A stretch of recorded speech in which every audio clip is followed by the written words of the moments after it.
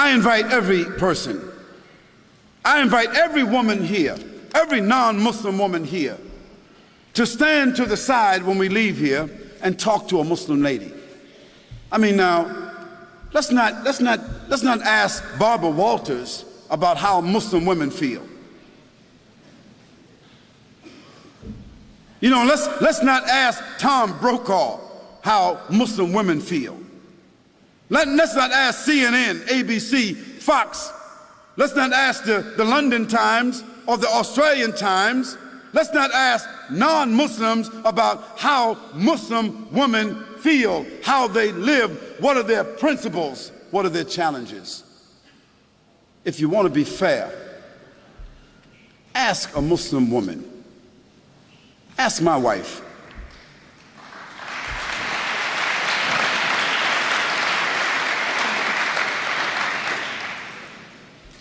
Ask my mother. You see? Ask a Muslim woman that knows her religion, who has a relationship with her Creator, who is stable in her society, understanding her responsibilities, her relationships. Ask her.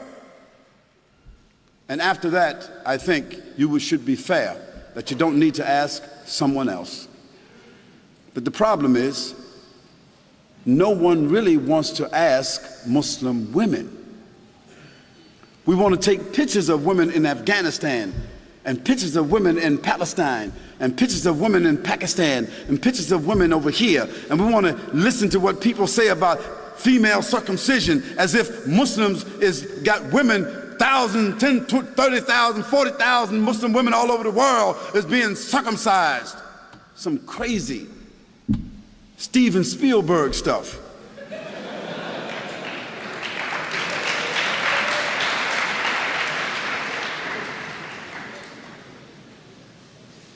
And let me give you a statistic that you should know about.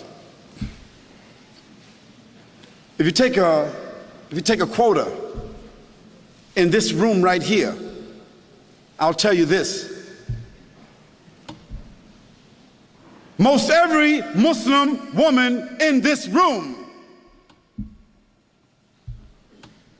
will be a college graduate, or is a college graduate, or is very intelligent and very much socially endowed. And within her family structure, we find that women control the wealth more so than men. Now, what does that say to you?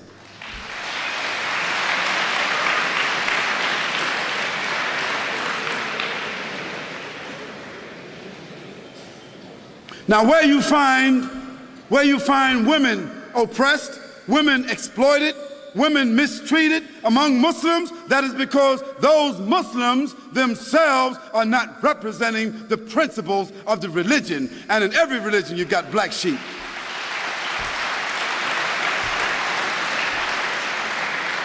But then again, you can't tell me that the 148,000 prostitutes that walk the streets in the UK, or the 76,000 prostitutes that walk the streets of Holland that have licenses to do so, you can't tell me that all these little young, naked little girls walking around Australia with no clothes on, you can't tell me that they represent liberation.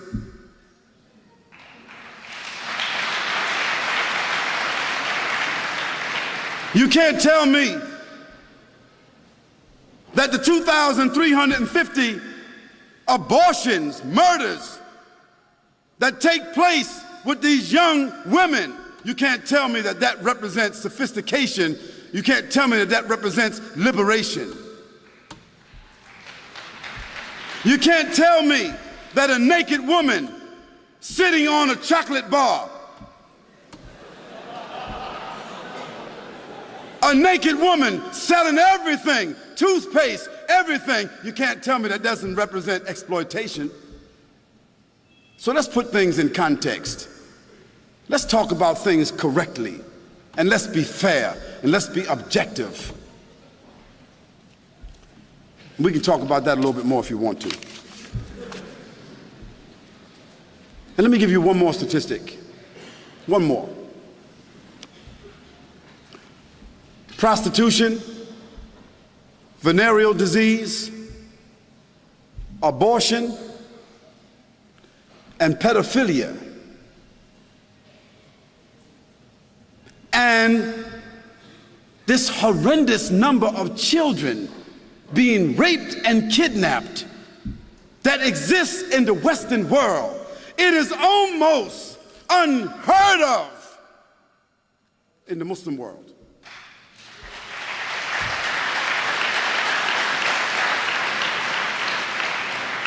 So I think that the statistics kind of like speak for themselves.